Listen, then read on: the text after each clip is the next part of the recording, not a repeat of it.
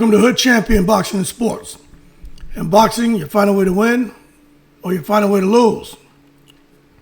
Make sure you like and subscribe. Follow me on Twitter. Follow me on Instagram. Leave that donation for that fried rice and chicken wings. Become a member to the channel. I put a lot of work in for these videos.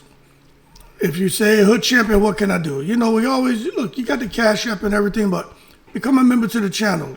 $2.99 a month. Less than $1 a week. So if you enjoy clicking on my videos, gives you something to ride to, listen to, especially because my videos are more than 5 minutes long. What's $2.99 a month? Anyway, I'm going to go ahead and give y'all this video. I did it last night, but man, last 10 minutes, I don't know what the hell. Damn microphone decided, must have caught COVID or something. Anyway, let's go ahead and talk about this shit with Canelo. Looks like Canelo Álvarez may have overtrained. Word on the street is my boy has overtrained. Now look, the thing is this, right? In elite boxing, there's a razor thin line between sharpening your tools and blunting them. And if Canelo, who's a guy who has many tools, but he only brings a few of them into the ring, if he's blunted those tools, this spells all bad for Canelo. Because he needs all his tools to be sharp when he gets in the ring with Terence Crawford. Now, we all know in training, the goal is for you to peak on fight night. Not to peak in training camp and then start to crash weeks before you get into the ring. Especially 2 weeks out. You see, when a fighter pushes beyond that peak in training camp, they risk entering the ring physically depleted, and that's what Canelo can't afford to do against a guy like Crawford, who is fresh, dressed like $1 million and ready to put on the fight of his life to make history. But I just hold on, let me mute this. Sorry, damn phone going off and shit. But when you start peaking and you get into the ring physically depleted, mentally flat, and you start coming in, now fans can't see the wear and tear, but it doesn't mean it's not there. It's just not visible. Now the black eyes and shit that's being rumored about Canelo getting his ass beat by Jaron Ennis and other sparring partners, these guys are in ring wars. In sparring, you're not supposed to be in there to necessarily get your ass kicked like that. You're sparring to learn and not somebody sparring to win. It sounds like Canelo had guys in there that were sparring to win. He paid them good money to give them good work, but not for them to get in there and damage him. So the whispers around Canelo's camp suggest this might be the case. And if that's true, then Terence Crawford going to have a much easier night in the office than what we anticipated. I mean, a camp so intense, so punishing for Canelo, it just doesn't make sense at this point in his career. You know, when you get older, you got to get smarter. You got to do things a little different. Your training, your supplementation, your diet. You know, you make refinements. I'm not saying you overhaul it, but you got to make refinements. Same shit to sparring. But all of a sudden, the fight with Terence Crawford, it sounds like it's already decided. Crawford's the winner. Canelo's the loser, and the first bell hasn't even rang. So, you know, you mull over that for a moment just to process how Canelo may have already dropped the ball by being too aggressive in his training camps. But some of that's not his fault. It's his sparring partner's fault for them understanding what was at stake here and to not try to prove a point and make a name for himself, but to really do what this man paid you to do, which was for him to improve, and to be sharp, not for you to beat the fuck out of him. And it sounds like they just beat him down. Now, bringing a guy like Jaron in, I'm just going to tell you, Jaron Ennis, look what he did to Sean Porter. Sean Porter is a couch potato.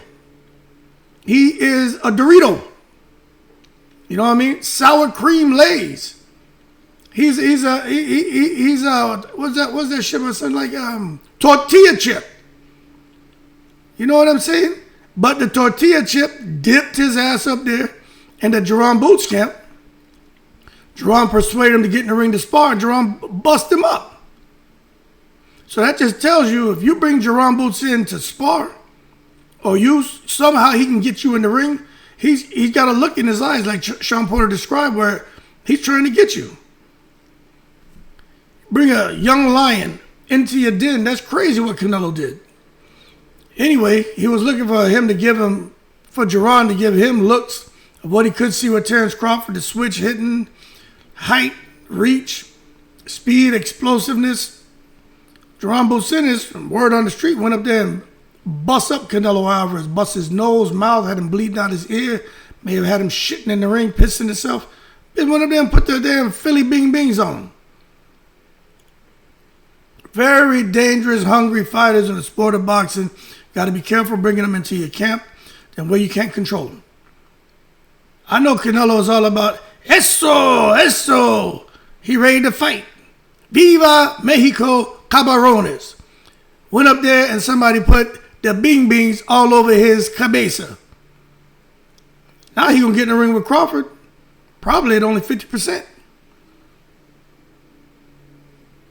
You don't spar a guy like Jaron Ennis for a light technical lesson. Like, that's just not what you do.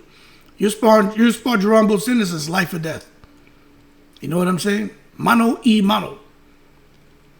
And that's what Canelo sounded like he thought he wanted, but I tell you what, it's what Ennis wanted. Maybe not what Canelo wanted. Because Ennis was like, all right, cool, this is my chance to make a statement.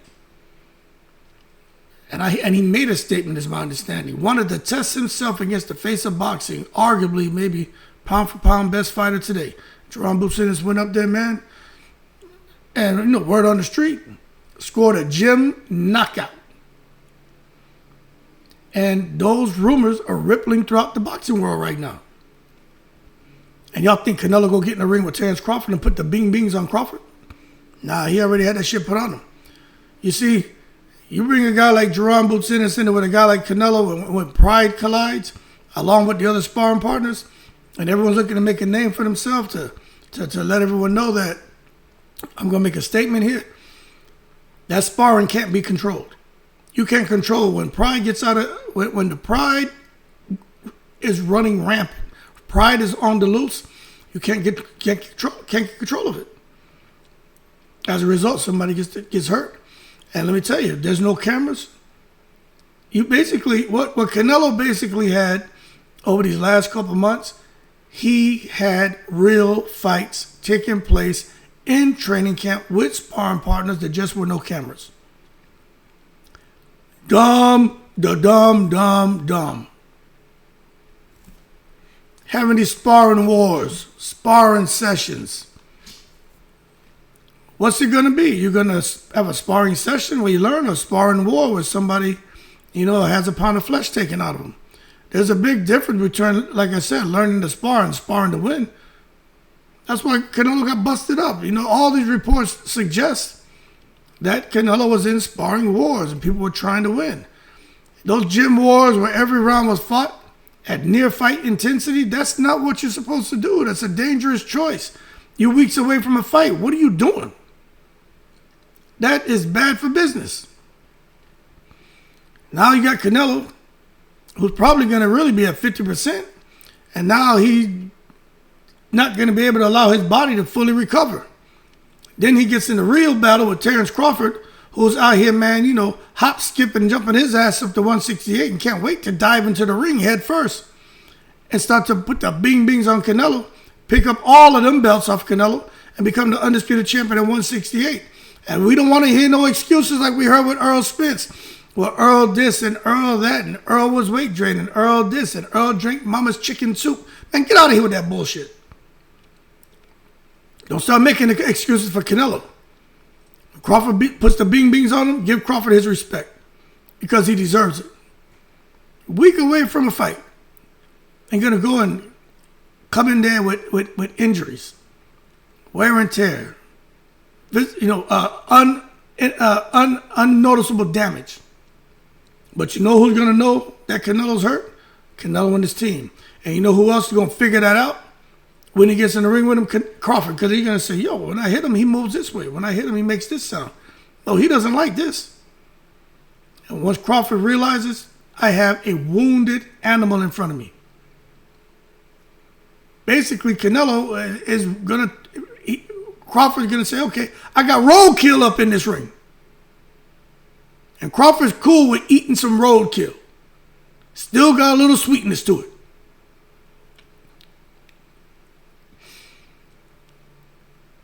The cumulative effect. All smart people, everybody knows what the hell cumulative means, right? When you sparring hard like that, basically fights, mini fights with no cameras. It's before the real one. You basically are getting a little bit taken out of you every sparring session. And let me tell you something. Whatever reserves that Canelo had, he was trying to save for Terence Crawford. I am telling you, those sparring sessions took those reserves out of Canelo. So Canelo running on fumes, man. Just think about it now. You're sparring, you peak, you're ready to go into the ring and fight the real fight. You still got some reserves because you gave it your all in training, but you didn't give everything because you don't want to deplete yourself. So you get in the fight, you get into deep waters, get into some anxious moments, some sticky moments. That's where you have your reserves. That's where you depend on your reserves, and you still got more left to give. But now Canelo doesn't have that. Because I'm telling you, outside Canelo's best bet is just jump on Crawford. Jump on him. Swing for the fences. Just go for it. Because after round 3 or 4, that shit's all downhill for Canelo. He has no reserves, people. There is not going to be a second, third win. It's over. And I know he brought sparring partners in, and they were given certain instructions. Look, we're going to pay you to push the pace. Let me tell you something. I think they went beyond pushing the pace. We know they wanted to keep Canelo under steady pressure. They know they wanted to keep Canelo to the point of exhaustion, but then where, he's got to figure things out and not panic, try to stay cool, try to stay calm, try to stay composed. They didn't want guys in there just trying to mimic Crawford's style. In addition to mimicking Crawford's style, they wanted him to really make Canelo uncomfortable. Not hurt him. So they made him uncomfortable, they mimicked Crawford's style, and they hurt Canelo. But to force a high pace, cool. We'll take that. Deny him the ability to recover, we'll take that. Make him work every second, we'll take that. That helps to build conditioning. But when you push the pace, deny him recovery, make him work every second, and then beat the shit out of him, that builds fatigue and micro damage. Let me tell you, when now you're talking about weeks and weeks of this kind of sparring, eso, vámonos, eso. Now he got slower reaction time, diminished snap on his punches. And that body, I know he's younger than Terence Crawford, but he already had more wear and tear. Imagine the wear and tear on him now. So now he gets in the ring, he feels old on fight night. So, that being said, I think it all favors Terence Crawford. You know what I'm saying? Crawford's style built to exploit even the smallest dips in speed and timing, sharpness. If Canelo's reflexes are dulled by just 5%, Bud's precision, his adaptability is going to magnify that weakness and put it right there for the world to see. Canelo, blame Canelo, don't blame me. I did my job. That fool went out there and had wars in training camp and came in here now. And all I got to say is, thank you, Canelo. And now Crawford's the undisputed. Let me tell you something. A slightly slower Canelo is easier to counter, easier to turn, easier to frustrate. Crawford doesn't even have to be at 100%. If he has a slightly slower Canelo in front of him, Crawford 75% would be enough. to beat a guy like Canelo, who's slower, who's not as strong. Crawford's already cock strong. You know, you've seen Crawford take 300-pound heavyweights and ragdoll him and throw him and suplex him and, you know, shot put him. Crawford's strong. But now you got this Canelo who's 50% of where he should be. He don't stand a chance, man. So Crawford, to me, he doesn't need Canelo to be shot. You know what I'm saying? He just needs, because Canelo is not shot. He's just a fraction off. And that's all Crawford needs to get the win. And that's what Canelo's giving him. By being stupid inside the damn ring, inside the training camp, having wars with these young killers, these young lions who aren't really thinking about, if we damage this guy, he can't go in the fight night and perform. They're thinking about getting theirs. Selfish, man. So the balance that fighters need, look, the balanced camp, a real balanced camp for a fight. It should have hard sparring with technical work, film study, targeted drills, but everything is put in place to fix deficiencies. But it just sounds to me like Canelo just had too much fight mode, you know what I'm saying? Because when you have fight mode, you're fighting to survive, fighting to win. That kind of sparring can mask flaws instead of correcting them. Because now you're in the ring and the focus shifts to surviving. It's more of a survival session, you know what I mean? It's not about refining skills. And that's, to me, is a mistake that Canelo made. So you look at Floyd Mayweather, Andre Ward, they were masters at controlling the intensity of sparring to ensure they peaked at the right time. So Canelo took everything he could from Floyd Mayweather, except for the smartest thing Floyd did was, as he got older, is he had more control, more intelligent sparring. Not just still getting in there going through these mash-up, crash-ups and shit. Anyway, if you look at the history of the sport of boxing, you know, boxing history is littered with fighters who lost big fights after brutal camps. Everyone knows about Meldrick Taylor. He lost to Chavez Sr., but he had the fight beat out of him in training camp. Just too many mini wars. Real fights with no cameras. And sparring. Got in there with Chavez, shoes shining, chicken pecking him, you know, touching him up. But Chavez would just land, you know, he's landing like a tenth of what Taylor was landing, but his fights were doing more damage. Yeah, Chavez could fight, he could crack, but it had a lot to do with the wear and tear and inability to recover as a result of the damage Meldrick Taylor took when he was in training camp. Jeff Lacey fought Calzaghe. I talked about this. Calzaghe beat the shit out of him, but then you come and find out Jeff Lacey entered the ring, you know, flat and lifeless because of what he went through in training camp, getting the shit beat out of him in sparring. And everybody's heard about Ali and his notorious sparring sessions. You know, even he came out and he admitted that he lost some of his fights in the gym before he even got in the ring because it was just so brutal to where it's impossible to get in the ring in an actual fight and perform at an optimal level. So the lesson's clear. You can't win the fight in camp, but you can lose the fight in camp. And if you're losing the fight in camp, you're going to lose the fight in the ring. So it just creates a mileage problem. You know what I'm saying? Every hard sparring session adds miles to a fighter's body. Canelo already had a bunch. Now he has even more. Think about his age. Again, think about the career mileage. He can't afford unnecessary wear, which is what he did to himself. Those miles don't just show up in the legs, show up in reaction time, punch resistance, ability to sustain a high pace over 12 rounds. That punch resistance is a problem. Now Crawford, who most people think have a chance to win by decision, he has more of a chance to knock out Canelo.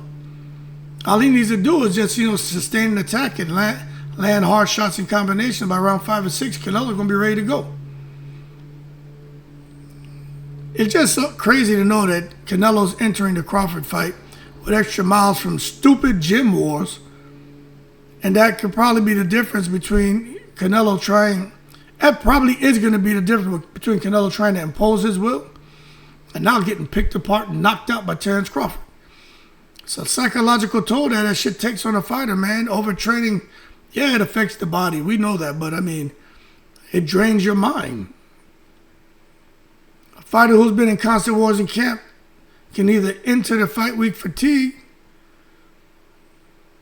less sharp in reading opponents, and probably, more prone to frustration when things don't go as planned. So when you got a fighter who's been in constant wars in camp, they can't come in the ring with a clear mind. And when you're in there with a guy like Crawford, who's very cerebral, very intelligent, the mental edge is critical. And now you know who has the mental edge. It sure as hell ain't Canelo. Anyway, I think if Crawford senses Canelo's overtrained, which the word is out now and shit, he's gonna pick up the pace. Crawford is going to increase the pace, and by the middle rounds, he's going to probably try to force Canelo into these exchanges, and Canelo's just not going to have the snapping power. He's not going to have nothing on those shots. And Canelo's going to have to work much harder than he wants. He doesn't have any reserves. And then Canelo's going to be in full survival mode, running. He's going to turn into the track star. Whether he go left, go right is a problem, because Crawford, he'll be in mid-stride and switch stances on you. So Canelo can't escape. Anyway, we'll see what happens, because this whole thing about Canelo being tired and Crawford making his life miserable, pop shotting him and changing rhythm, these are things before we say no, it wouldn't happen. But now is a good chance where Crawford going to have the patience, and he already has a killer instinct, and now he's got a wounded animal in front of him. He got roadkill in front of him. He going to just put him out of his misery. The bottom line, man, when you're training, look, training is hard, training is hard, training is hard. Training hard is essential.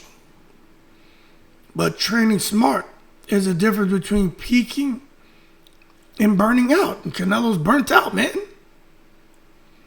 So if the reports are accurate, which, we'll find out on fight night, I'm just telling you, he may have crossed that line against a fighter as dangerous, adaptable, and opportunistic as Terence Crawford. That's a gamble that could cost Canelo everything.